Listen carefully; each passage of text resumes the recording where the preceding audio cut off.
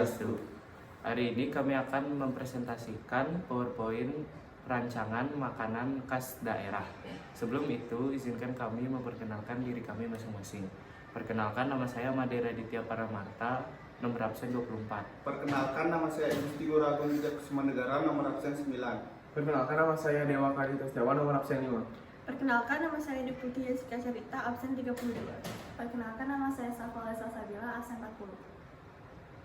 Saya akan menjelaskan nama dan deskripsi produk. Yang pertama ada nama produk, yaitu Klopon 7 warna, mereknya Ponju, jenisnya makanan ringan, dan asalnya terkenal di Jawa, Sumatera, bahkan Sulawesi.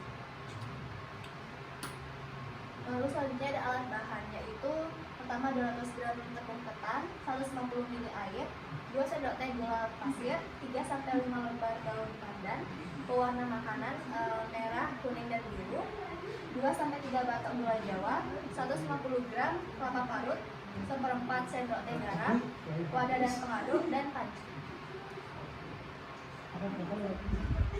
Cara pembuatannya, yang pertama siapkan alat dan bahan, yang kedua larutkan gula dengan air terlebih dahulu bersamaan dengan merebus daun pandan, yang ketiga tuang ke tepung ketan lalu aduk sampai menjadi adonan. Jangan lupa pisahkan daun pandan. Yang keempat, bagi adonan menjadi 7 bagian, lalu beri warna pada masing-masing adonan. Yang kelima, bentuk bulat-bulat dengan ukuran sesuai selera, lalu pipihkan seperti kaleng bunga. Yang keenam, lalu beri desain gula Jawa, cubit-cubit sedikit adonan agar gula Jawa tidak mudah bocor. Yang ketujuh, ada rebus adonan pada air mendidih sampai mengapung. Terakhir, lalu balur dengan kelapa parut yang telah diberi sedikit garam. Selanjutnya ada ide dan peluang bisnis. Yang pertama ada ide, ingin membuat klopon dengan inovasi baru, dengan rasa dan warna yang kekinian sehingga membuat pembeli semakin tertarik. Yang kedua ada peluang, karena sudah jarang ditemukan penjual klopon dan belum ada penjual klopon yang menjual klopon dalam bermacam warna dan isi. Analisis SWOT yang pertama adalah kekuatan atau strength. Yang pertama adalah klopon adalah salah satu makanan ringan kesukaan banyak orang. Yang kedua adalah memiliki bahan baku yang sedikit dan mudah didapatkan. Selanjutnya adalah harga bahan baku yang terjangkau. Yang keempat adalah makanan tidak mengandung pengawet. Dan yang terakhir adalah proses pembuatannya cukup singkat. Yang kedua ada weakness atau kelemahan. Yang pertama, susah divariasikan karena isinya hanya lelehan gula merah. Yang kedua adalah makanannya cepat basi. Yang ketiga, tidak semua orang suka kelapa parut. Selanjutnya, tidak semua rasa yang ingin diinovasikan cocok dilapisi dengan kelapa parut. Dan yang terakhir adalah ada beberapa orang yang tidak cocok dengan tekstur klopon yang kenyal. Selanjutnya ada peluang atau opportunity. Yang pertama adalah jarang ditemukan penjual klopon. Yang kedua, lebih menarik dengan 7 warna. Selanjutnya, jarang ada yang menjual klopon dengan 7 warna. Yang keempat, dapat berinovasi isi yang bermacam-macam, misalnya coklat, keju, matcha, dan lain-lain. Dan yang terakhir adalah memungkinkan untuk mendapatkan konsumen dari luar negeri, karena klopon merupakan makanan tradisional. Selanjutnya ada threat atau ancaman. Yang pertama yaitu berkurangnya kepercayaan konsumen terhadap klopon yang rasa dan warnanya telah diinovasi. Yang kedua adalah tidak semua orang suka manis. Yang ketiga, ada penjual klopon ternama sehingga orang-orang lebih memilih membeli klopon di sana. Yang keempat, ada kemungkinan konsumen tidak membeli klopon setiap hari karena klopon bukan makanan pokok. Dan yang terakhir adalah ada kemungkinan mendapatkan kerugian jika masih ada klopon yang tidak terjual pada hari ini. Selanjutnya ada upaya. Yang pertama, menguji coba jika ingin berinovasi dengan warna dan isian yang bermacam-macam. Yang kedua, mencoba berinovasi dengan isian yang tidak manis, contohnya keju. Yang ketiga, melakukan promosi melalui media sosial sehingga produk kami semakin dikenal dan dapat bersaing dengan klopon ternama. Yang keempat, konsumen akan tetap membeli klopon untuk camilan atau pencuci mulut. Yang kelima, menggunakan sistem pre-order sehingga tidak akan ada klopon yang tidak terjual dan basi serta tidak mendapatkan kerugian.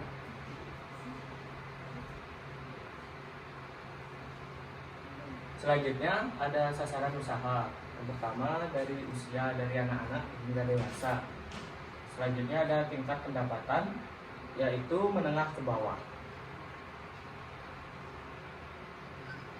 Selanjutnya ada sumber daya, man atau manusia, memakai anggota kelompok untuk memproduksikan produk. Kedua ada money atau uang, dijelaskan pada bagian era B. Material atau bahan, tepung ketan, gula aren, dan pandan, kelapa parut, dan pewarna makanan. Lalu ada mesin atau teknologi, dalam produksi tidak memerlukan teknologi. Yang selanjutnya ada metode menggunakan sistem pre-order agar produk yang kami jual tidak basi karena terjual habis. Yang selanjutnya ada market atau pasar, metode face to face dan mempromosikan melalui media sosial. Berikutnya ada rancangan anggaran biaya investasi. Pertama itu ada kompor, harganya 200.000 per buah. Yang kedua ada wadah, harganya 25.000 per buah. Selanjutnya ada pengaduk, harganya 3.000 per buah. Selanjutnya ada panci, harganya 30.000 per buah. Jadi totalnya 258.000. Selanjutnya ada biaya tetap. Yang pertama yaitu kuota, memerlukan harga sekitar 50.000 per bulan. Lalu listrik memerlukan harga 50.000 per bulan. Lalu ketiga air memerlukan harga 25.000 per bulan. Keempat gas memerlukan 120.000 per bulan. Kelima bensin memerlukan harga 50.000 per bulan. Jadi totalnya untuk biaya tetap yaitu 295.000. Selanjutnya ada biaya variabel. Yang pertama ada tepung ketan, memerlukan harga 10.000 per 500 gram. Lalu kedua ada gula pasir, memerlukan harga sekitar 8.500 per gram. Ketiga daun pandan, memerlukan harga 3.000. Keempat pewarna makanan, memerlukan harga 6.000 per 3 buah. Kelima gula jawa, memerlukan harga 15.000 per 3 buah. Yang keenam kelapa parut, memerlukan harga 5.000 per 250 gram. Lalu yang ketujuh garam, memerlukan harga 4.000 per 250 gram. Jadi total dari biaya variabel yaitu Rp51.500.000. Selanjutnya ada biaya penyusutan. Total biaya investasi dibagi 12 bulan. 258.000 dibagi 12 sehingga menjadi 21.500. Selanjutnya ada biaya startup atau memulai. Investasi ditambah tetap ditambah variabel. 258.000 ditambah 295.000 ditambah 51.500 sama dengan 604.500. Selanjutnya ada HPP, harga pokok produksi. Harga tetap ditambah harga variabel dibagi jumlah produksi. 295.000 ditambah 51.500 dibagi 75 sehingga menjadi 346.500 dibagi 75 sehingga jadinya 4.620. Selanjutnya ada harga jual.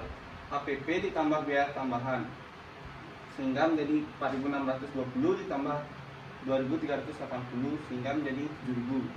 Selanjutnya ada BEP, break even point. Yang pertama yang A ada BEP unit tetap ditambah variabel dibagi harga jual. 295.000 ditambah 51.500 dibagi 7.000 sehingga menjadi 346.500 dibagi 7.000 sehingga menghasilkan 49,5 rupiah atau dibulatkan menjadi 50 rupiah. Dan B ada BEP harga tetap ditambah variabel dibagi jumlah produksi sehingga 295.000 ditambah 51.500 dibagi 75 sehingga menghasilkan 346.500 dibagi 75 sehingga menjadi 4.620. Selanjutnya yang terakhir ada keuntungan, biaya tambahan dikali jumlah produksi. 2.380 dikali 75 sehingga menghasilkan 178.500. Sekian presentasi dari kelompok kami. Saya tutup dengan Parami Santi. Om Santi Santi Santi.